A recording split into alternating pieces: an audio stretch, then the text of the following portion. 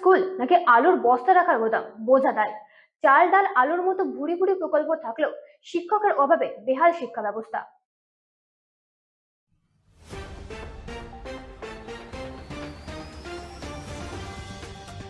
পশ্চিমবঙ্গের সরকারি স্কুলগুলোর বর্তমান চিত্র অত্যন্ত স্ববিরোধী। একদিকে যখন ছাত্রছাত্রীদের জন্য সবুজ সাথী, তরুণের স্বপ্ন, কন্যাশ্রী, ঐক্যশ্রী বা স্বামী বিবেকানন্দ মেরিট অ্যান্ড মিমসের মতো জনমুখী প্রকল্পে ছড়াছড়ি, অন্যদিকে স্কুলগুলোর নিজস্ব পরিকাঠামো আজ চরম সংকটে। রাজারহাটের দুই নবম শ্রেণীর ছাত্রের সাইকেলে চড়ে স্কুলে যাওয়ার স্বাচ্ছন্দ্য যেমন সত্যি, তেমনি শিক্ষকদের আক্ষেপও সমান বাস্তব। স্কুলগুলো যেন আজ রেশনের দোকানে পরিণত হয়েছে। বিকাশ ভবন থেকে ছাত্রছাত্রীদের সরকারি আর্থিক সুবিধা দেওয়ার ওপর যতটা জোর দেওয়া হয়, স্কুলের ন্যূনতম পরিচালন খরচ বা কম্পোজিট গ্রান্টের ক্ষেত্রে ততটাই অনীহা লক্ষ্য করা যাচ্ছে।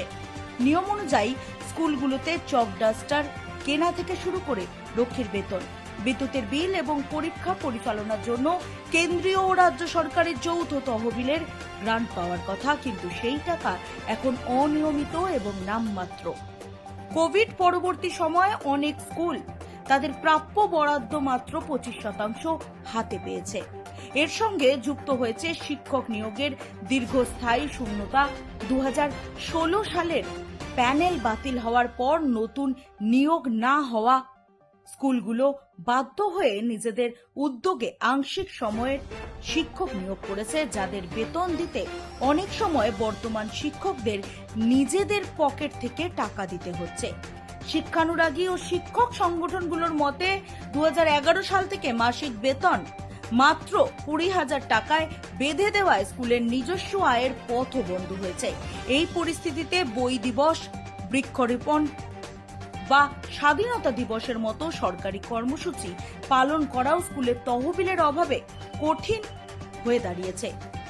এই সংকটের মূলে রয়েছে কেন্দ্র ও রাজ্যের রাজনৈতিক সংঘাত, যার ফলে 2023 সালের ডিসেম্বর মাস থেকে কেন্দ্রীয় সরকার তাদের ভাগের টাকা দেওয়া বন্ধ রেখেছে। ফলস্বরূপ ছাত্রছাত্রীদের ব্যক্তিগতভাবে প্রকল্পের সুবিধা পেলেও যে শিক্ষা প্রতিষ্ঠানে তারা মানুষ হচ্ছে, সেই স্কুলগুলোই আজ ধুঁকছে উপযুক্ত রক্ষণাবেক্ষণ ও অর্থাভাবে। শিক্ষা ব্যবস্থার এই সামগ্রিক দৈন দশা ঘোচাতে হলে শুধুমাত্র ব্যক্তিগত প্রকল্পের চমক নয়, বরং স্কুলগুলোর পরিকাঠামো রক্ষা করাও যে সমান জরুরি, বর্তমান পরিস্থিতি সেই প্রশ্নই বড় করে তুলে ধরেছে। এই বিষয় নিয়ে সোশ্যাল মিডিয়ায় সরব হলেন দমদম বিধানসভার প্রার্থী ময়ূক বিশ্বাস ও শতরূপ ঘোষ। কি বলেছেন তারা, শুনুন।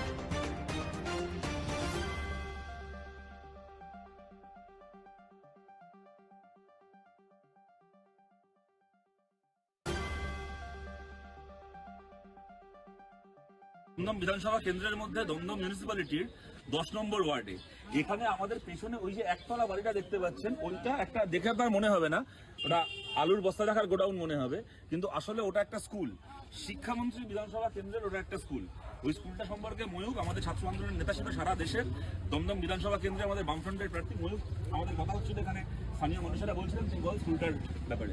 তো এটা হচ্ছে আমরা আগেও দেখিয়েছি, অসংখ্য স্কুল দমদমে, প্রাচ্যবাণী হোক, মতিলাল কলোনি স্কুল হোক, তেমনিভাবে সূর্য সেন প্রাথমিক বিদ্যালয় ছিল।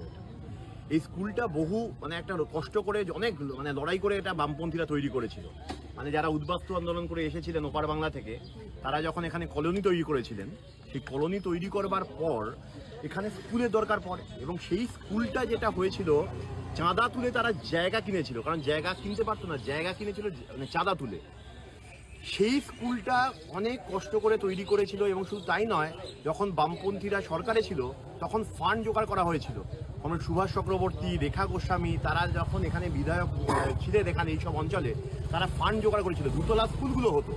আর 2011 পরে যেটা হলো উল্টো পুরাণ, শিক্ষামন্ত্রী এই কেন্দ্রের থেকে জিতছেন 2011 সাল থেকে, যেখানে শিক্ষার হাব হওয়ার কথা ছিল দমদম। অসংখ্য স্কুল, ইন্টারন্যাশনাল স্কুল, আমরা তো গেছি, তুমিও গেছো কেরালায়, দেখেছি যে বন্ধ হয়ে যাওয়া স্কুলগুলো ইন্টারন্যাশনাল স্কুলে পরিণত হচ্ছে। আর এখানে দেখলাম সরকারের উদ্যোগে, আর এখানে দেখলাম ইন্টারন্যাশনাল স্কুল বলতে তো আমরা পার্থজারার যে জামায়ার স্কুল বুঝি, যেখানে বাথরুমের ভেতর এসি বসানো থাকে, কিন্তু সেরকম ইন্টারন্যাশনাল স্কুল নয়, সরকারের উদ্যোগে ইন্টারন্যাশনাল স্ট্যান্ডার্ড স্কুল। আর এখানে অবস্থা কি হলো, যেই স্কুলগুলো চালু ছিল, দুতলা হওয়ার কথা ছিল যে স্কুলগুলো, সেই স্কুলগুলো বন্ধ হয়ে পড়ে রয়েছে। এখন সামনে খেলার মাঠ করে উদ্যান করে দিয়েছে, কিন্তু অবস্থা কি? যেখানে এই অঞ্চলের ছেলেমেয়েরা পড়তে পারতো, শিক্ষক নিয়োগ হতো বিভিন্ন জায়গা থেকে, একটা গোটা কলোনি অঞ্চল এখানে দাঁড়িয়ে একটা গমগম করতো। আজকে এরকম অসংখ্য স্কুল বন্ধ হয়ে যাচ্ছে। এটাই শিক্ষামন্ত্রীর কেন্দ্রে, এটাই যদি দস্তুর হয় শিক্ষা ব্যবস্থার, তাহলে বোঝাই যাচ্ছে এই পাশের নিকাশি থেকে শুরু করে পানীয় জল, রাস্তাঘাট, তার অবস্থা কি হতে পারে। আসলে আপনাদের একটা কথা বলছি, আপনাদের অনেকের মনে থাকবে 2011 এই গভর্নমেন্ট আসার পরে শিক্ষাক্ষেত্রে প্রথম একটা সিদ্ধান্ত হয়। সেই সময় আমরা ছাত্র আন্দোলন করি, ময়ূক, আমি তখন কলকাতা জেলায় ছাত্র আন্দোলন করি। ওই সময় একটা সিদ্ধান্ত হয় প্রেসিডেন্সি কলেজে, তার আগে আমাদের সরকার থাকাকালীন মাইনে ছিল না, মাইনেও না, বেসিক্যালি বছরে একটা বিনা পয়সায় পশ্চিমবাংলায় কার্যত সাবসিডাইজ দিয়েছিল। ওই বছরে বোধহয় 400 টাকা কি 500 টাকা করে একজন ছাত্রর লাগতো। নতুন সরকার এসে সেই সময় ওটাকে 1 লাখে বছরে 7,000 টাকা করা হয়। সেইটা বড় কথা নয়, তার থেকে বড় কথা হচ্ছে সেই সময় শিক্ষামন্ত্রী, যিনি মাঝখানে কিছুদিনের জন্য শিক্ষামন্ত্রী ছিলেন না, পার্থ চ্যাটার্জির হয়েছিলেন, আবার এখন শিক্ষামন্ত্রী, সেই সময় তাকে যখন প্রশ্ন করা হয় তিনি বলেন যে ভালো যদি প্যান্টালুন্সে গিয়ে ভালো জামা কাপড় কিনতে হয় যেরকম টাকা দিতে হবে, যদি আমি একটা ভালো রেস্টুরেন্টে খেতে যাই, চাইনিজ রেস্টুরেন্টে, তাহলে যেটা আমার ভালো টাকা দিতে হবে, তাহলে একটা ভালো কলেজে পড়াশোনা করবো, ভালো ইউনিভার্সিটিতে পড়াশোনা করবো, সেখানে আমার বেশি করে টাকা দিতে হবে না। তখনই বোঝা গেছিল বামপন্থীরা মনে করতো আমাদের এটা দুটো দর্শনের তফাৎ, দৃষ্টিভঙ্গির তফাৎ। আমার বামপন্থীদের কাছে এডুকেশন ছিল একটা রাইট, মানুষের অধিকার, কোনো একটা পণ্য নয়। যে গরিবের ছেলে মেয়ের জন্য একরকমের quality of education, standard of education, আর বড় লোকের ছেলে মেয়ের জন্য আরেক রকমের স্ট্যান্ডার্ড অফ এডুকেশন, সেইটা নয়। মানে তার বাবা মার টাকা পয়সা যাই থাক না কেন, পড়াশুনোর মান সবার জন্য উন্নত হবে। তার বদলে এদের একটা দৃষ্টিভঙ্গি হচ্ছে মানে বেসিক্যালি চাইনিজ রেস্টুরেন্টের চাউমিনের সাথে একটা ভালো এডুকেশনের কোনো তফাৎ নেই। টাকা ফেলো, টাকা যার, টাকা ফেলো, তামাশা দেখো, টাকা যার, শিক্ষা তার। এবার সেই দৃষ্টিভঙ্গিতে চলতে চলতে গোটা পশ্চিমবাংলাতে প্রাইভেট স্কুল, প্রাইভেট হাসপাতালের রমরম আপনারা দেখেছেন। কিন্তু আমি বলছি এই যে 10 নম্বর ওয়ার্ডে দাঁড়িয়ে আছি, এই 10 নম্বর ওয়ার্ড দমদমের, এইটার একটা ইতিহাস হচ্ছে। কমরেড সুভাষ চক্রবর্তী 67 সালে এখান থেকে জিতে কাউন্সিলর হয়েছিলেন। সুভাষ চক্রবর্তীর সংসদীয় গণতন্ত্রে প্রবেশ করা, মানুষের প্রতিনিধি হয়ে সংসদীয় গণতন্ত্রে প্রবেশ করার যেটা এপিসেন্টার, যেটা তা হচ্ছে এই 10 নম্বর ওয়ার্ড। এবং পরবর্তীকালে সুভাষ রাজ্যের মন্ত্রী হন, তাদের হাতে এই দমদম সহ উত্তর 24 পরগনা, অবিভক্ত 24 পরগনা, পরবর্তীকালে উত্তর 24 পরগনা, পশ্চিমবাংলার উন্নয়ন কি হয়েছে, কি তাদের সমালোচনা আছে কাজে, তা আপনারা সব জানেন।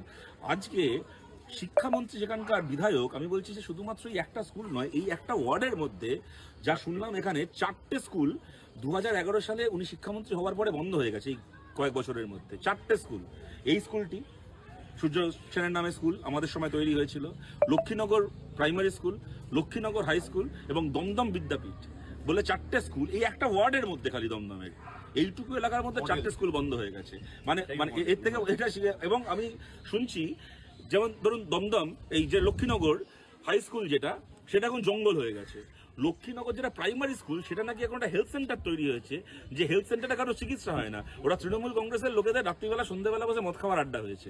সুতরাং এই যে একটা মানে যদি আমি বলছি আমাদের কেউ শিক্ষামন্ত্রী হতো, তার নিজের বিধানসভা কেন্দ্রে স্কুল বন্ধ হয়ে যেত, লোকের কাছে গিয়ে ভোট চাওয়া ছেড়ে দিন, তার নিজের আত্মীয়দের বাড়িতে বিজয় করতে যেতেন না তিনি লজ্জায়।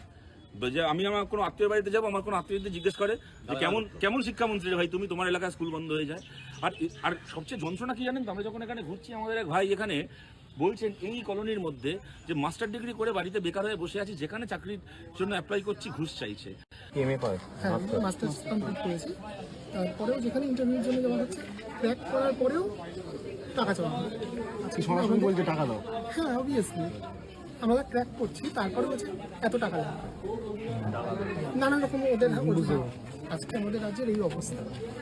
এটার পিছনে আপনাদের একটু লাগবে অবশ্যই। আর তার বাড়ির দরজার বাইরে আমি দেখি দেওয়াল লেখন করেছে, আমরা যেতে যেতে দেখছি যে 1500 টাকা যুবসাথী পাচ্ছ, তৃণমূলকে ভোট দাও। মানে এদের ঘোষিত পলিসি হচ্ছে যে ভাই তোমার হাত পাতলে যুবসাথী। ব্যুরো রিপোর্ট, রাত দিন নিউজ নেটওয়ার্ক।